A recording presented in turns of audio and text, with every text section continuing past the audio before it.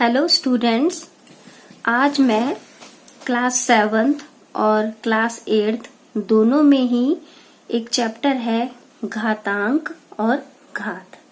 तो मैंने चैप्टर का नाम इसीलिए नहीं लिखा है क्योंकि ये 7th और 8th दोनों क्लास में है। तो इस चैप्टर को करने से पहले आपको घातांक के नियम अच्छे से आने चाहिए। तो सबसे पहले हम बात करते हैं घात की। इसको हम पढ़ेंगे a की घात m। जो नीचे नंबर होता है उसको हम आधार बोलते हैं और जो ऊपर होता है उसे हम कहते हैं घात। उदाहरण के लिए इसको पढ़ेंगे 7 की घात 6, नीचे वाला आधार और ऊपर वाली घात। घात को हम बिल्कुल ऊपर नहीं लिखते हैं, थोड़ा हट के साइड में अपने राइट हैंड साइड लिखते हैं। और घात का अर्थ क्या होता है, जैसे 7 की घात 2, तो घात में जितना नंबर होता है नीचे वाले नंबर की गुणा उतनी ही बार करते हैं। अगर 2 है तो 2 बार गुणा होगी किसकी, जो आधार है, जो नीचे नंबर लिखा है। 5 है तो 5 बार। अब पहला नियम गुणा का नियम, जब आधार समान हो। a की घात m गुणा a की घात n, यहाँ पर आधार समान है, गुणा हो रही है और घात अलग अलग हैं। तो ऐसी सिचुएशन में हम क्या करते हैं, आधार को लिखते हैं एक ही बार और घातों को जोड़ देते हैं। यानी कि जब गुणा होती है और आधार समान होते हैं तो आधार को एक ही बार लिखा जाता है, घातों को जोड़ दिया जाता है। उदाहरण के लिए 2 की घात 3 गुणा 2 की घात 7, आधार समान है, 2 हमारा आधार है, उसको एक ही बार लिखेंगे और ये जो घात है 3 और 7 इनको जोड़ देंगे तो आंसर आया 2 की घात 10। और नंबर जरूरी नहीं है कि 2 ही हो, ए का मतलब तो है कोई भी नंबर। अब जैसे यहाँ पे हमने बहुत सारे नंबर ले लिए, 5 की घात 3 गुणा 5 की घात 2 गुणा 5 की घात 4 गुणा 5 की घात 5। आधार देखिए सबका समान है तो आधार को एक ही बार लिखेंगे और ये जो घातें थी इनको हम जोड़ देंगे और जोड़कर आंसर आया 5 की घात 14। अब गुणा का दूसरा नियम, जब घात समान हो। जैसे कि अब की बार मैं नियम बाद में बताऊंगी, पहले आपको उदाहरण से समझा रही हूँ।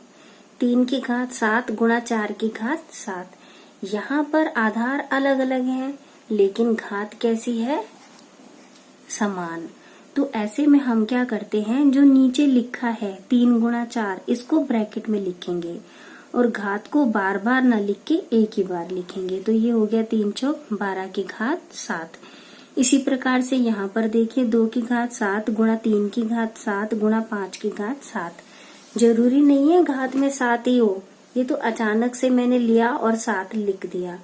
तो यहाँ पर भी देखिए नीचे क्या है, आधार अलग अलग है, घात समान है, तो नीचे 2 गुणा 3 गुणा 5 जो है इसको ब्रैकेट में लिखेंगे और घात को एक ही बार लिखेंगे। तो ये हो गया 2 तिया 6 और 6 पंजे 30 की घात 7। अब नियम क्या कहता है कि आधार अलग अलग हो, तो एक का आधार हमने a ले लिया, एक का b ले लिया। गुणा का नियम है, बीच में गुणा, और घात कैसी हो, समान। तो नीचे वालों को हम एज इट इज यानी कि a गुणा b ब्रैकेट में लिखते हैं और घात को एक ही बार लगाते हैं।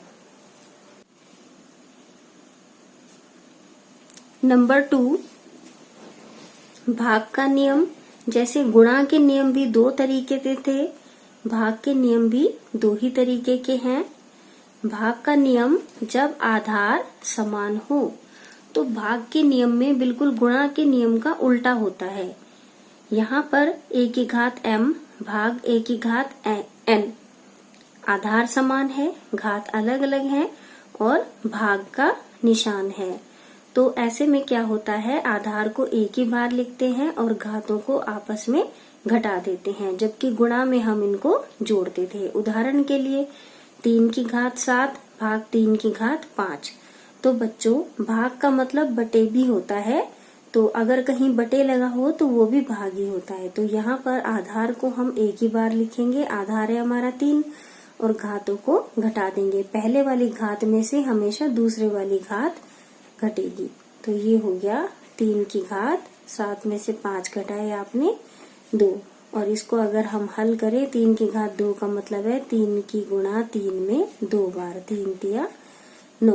अब यहाँ पर देखिए आधार समान है, वो है 9 और घात है अलग अलग, भाग का निशान है, तो क्या होगा, पहली घात फिर ये घटा का निशान और दूसरी घात क्या थी, माइनस की 3। तो माइनस के नंबर को हमेशा आप लिखोगे ब्रैकेट में, और ये वाला निशान है घटा का और ये माइनस का 3 हमको पहले से ही दिया था। अब 9 की घात हो गया 2 और माइनस की गुणा क्या हो जाती है, गुणा कैसे है, जब साइन लगातार आए एक के बाद एक तो गुणा होती है, माइनस माइनस हो गया प्लस और 3, ये हो गया 9 की घात 3 और 2 5। तो इसको भी आप बिल्कुल इसी तरीके से कर सकते हैं। 9 को आप ऐसे लिखेंगे 9 गुणा 9 गुणा 9 गुणा 9 गुणा 9, 5 बार 9 की गुणा, 1 2 3 4 5 और जो गुणा करके आएगा वो यहाँ पर आप आंसर लिख देंगे।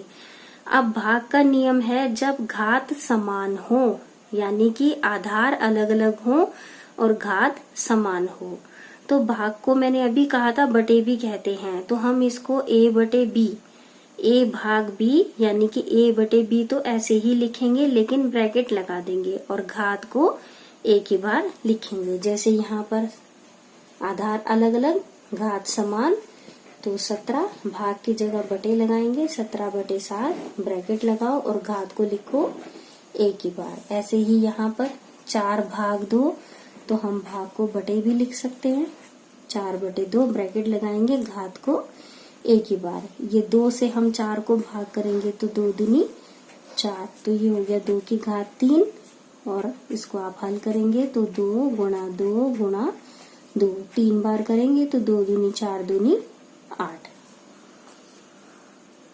अब तीसरा नियम है घात के ऊपर घात का नियम, यानी घात के ऊपर और घात दी हुई हो, एक ही घात m और उसके ऊपर फिर से घात n, तो ऐसे में आधार को एक ही बार लिखते हैं और जो घातें होती हैं उनकी हम कर देते हैं गुणा।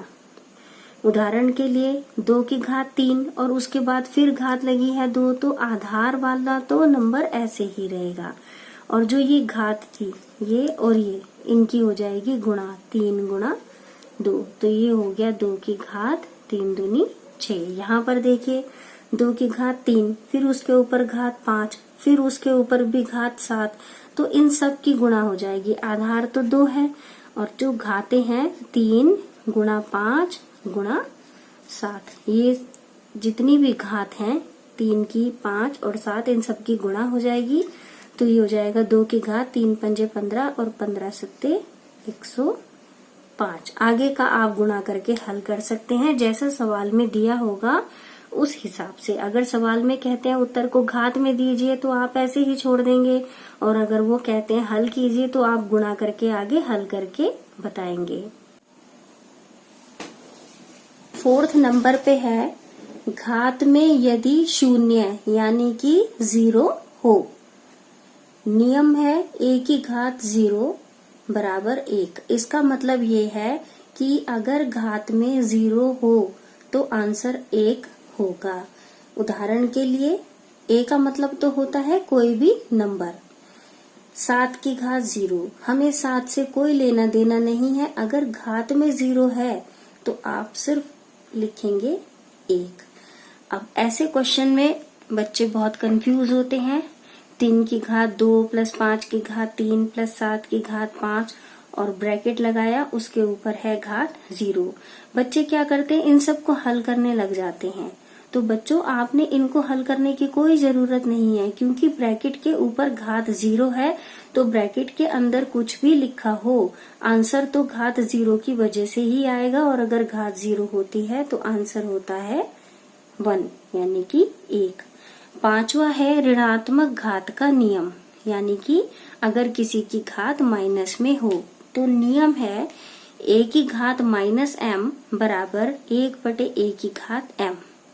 अब इसका मतलब क्या हुआ, मतलब हुआ कि अगर किसी नंबर की घात माइनस में है तो उसको हम 1 लगाकर उसके नीचे बटे लगाकर a की घात लिखेंगे लेकिन माइनस हटा देंगे। अब ये कैसे हुआ, जिसके नीचे कुछ नहीं होता आप जानते हैं कि हम लिखते हैं बटे लगाकर 1।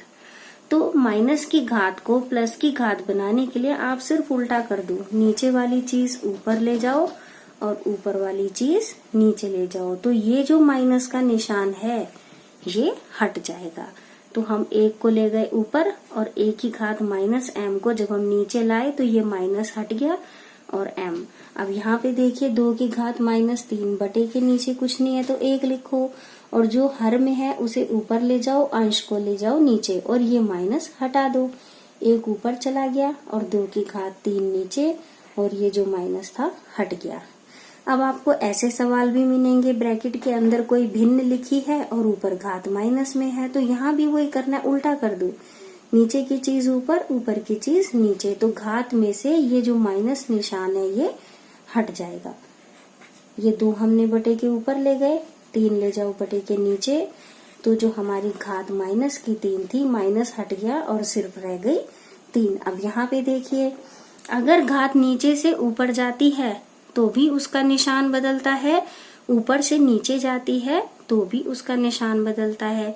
अब यहाँ पर भी अगर आप उल्टा कर दें, 1 को ले आओ आप बटे के नीचे और 5 की घात -3 को जब ऊपर ले जाओगे तो माइनस, ये वाला माइनस हटेगा और सिर्फ रह जाएगा 3। तो कहने का अर्थ यह है कि घात अगर माइनस में है तो उसका स्थान बदल दो, अगर वो अंश में है तो उसे हर में भेज दो और हर में है तो उसे अंश में भेज दो। यानी कि अगर वो बटे के नीचे है तो उसे ऊपर भेज दो, बटे के ऊपर है तो उसको नीचे भेज दो, तो उसका निशान बदल जाता है। माइनस है तो प्लस हो जाता है, प्लस है तो माइनस हो जाता है। स्टूडेंट्स 6th नंबर पे आपको 2 नियम मैं बता रही हूँ। a की घात m बराबर a की घात n। इसमें क्या दिखाया गया है आप उसका मतलब समझिए। बराबर का निशान हमेशा ये कहता है कि बराबर के पहले जो लिखा है और बराबर के बाद में जो लिखा है वो बिल्कुल बराबर है। तो a के बराबर आपको नजर आ रहा है, तो क्या चीज है जो बराबर होनी चाहिए? ये घात। तो इसका आंसर क्या आ जाएगा? इसकी घात बराबर इसकी घात।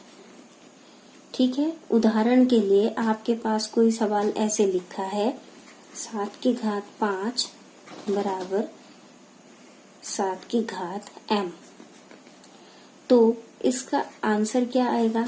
बराबर का निशान क्या कहता है कि लेफ्ट हैंड साइड भी वही चीज है और राइट हैंड साइड भी वही चीज है, तभी तो बराबर होगी।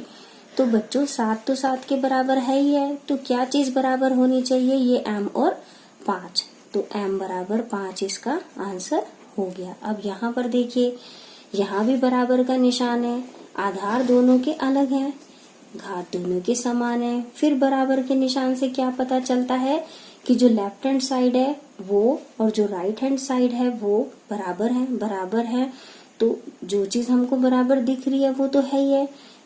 तो ये जो a और b अलग अलग दिख रहे हैं ये भी बराबर होंगे। अगर ये बराबर होंगे तभी तो बिल्कुल बराबर आएगा ना। तो इसके लिए मान लीजिए आपको एक क्वेश्चन ऐसे लिखा है 7 की घात 5 बराबर p की घात 5। तो अब इसका आंसर क्या होगा? बराबर का निशान क्या कहता है कि ये दोनों चीज बराबर है, तो 5 तो 5 के बराबर है ही है। और क्या चीज बराबर होनी चाहिए? ये p और 7, तो p बराबर आ गया 7। तो इस टाइप के क्वेश्चंस आपको आएंगे, तो आपने कुछ नहीं करना है, बस ये देखना है कि बराबर का निशान का मतलब होगा कि लेफ्ट हैंड साइड और राइट हैंड साइड बिल्कुल बराबर है। तो जो बराबर दिखाई देंगे वो तो है ही है, जो नहीं दिखाई देंगे उनको बराबर में लिख दो। जैसे m बराबर 5, यहाँ पे 5 तो 5 के बराबर है ही है, बराबर क्या होना चाहिए? और जो नहीं हो रहा है p बराबर 7। अब ये 7वें नंबर पे कोई नियम नहीं है, खाली चिन्हों की गुणा मैं आपको समझा रही हूँ ताकि आप गलतियां ना करें। चिन्ह मतलब माइनस और प्लस, अगर गुणा में एक जैसे निशान होंगे जैसे कि ये माइनस माइनस प्लस प्लस, तो गुणा हमेशा आएगी प्लस में। लेकिन बच्चों हर बार गुणा का निशान नहीं लगा होगा, तो आप कैसे पता लगाएं कि गुणा है? जब निशान एक के बाद एक लगातार आ जाए। मान लीजिए यहाँ पे मैंने 7 लिखा कोई नंबर, तो जब एक के बाद एक आए तो इसका मतलब गुणा हो रही है। एक जैसे हैं तो प्लस, एक जैसे हैं तो प्लस। अब अगर अलग अलग हैं गुणा में, यहाँ भी, तो आंसर कैसे में आएगा? माइनस में आएगा। और यहाँ भी वही चीज है, बस कभी गुणा का निशान लगा होगा और अगर कहीं नहीं लगा हो तो पता कैसे चलेगा? गुणा का निशान एक के बाद एक लगातार आएंगे, इनके बीच में कोई भी नंबर नहीं लिखा होगा, ना इनके बीच में कोई नंबर है, ना यहाँ, ना यहाँ, ना यहाँ। अगर बीच में कोई नंबर नहीं है तो निशानों की गुणा होती है। एक जैसे होते हैं तो प्लस का निशान आता है, और अगर अलग अलग होते हैं तो माइनस का निशान आता है। नंबर यहाँ पे कोई भी हो सकता है, तो इस बात को ध्यान में रखते हुए आप काम कीजिएगा। और बच्चों, मैं उम्मीद करती हूँ कि आप इन नियमों को अब अच्छे से सीख जाएंगे और इनसे रिलेटेड जो क्वेश्चंस होंगे इन नियमों को ध्यान में रखते हुए बड़े ही आसानी से कर लेंगे।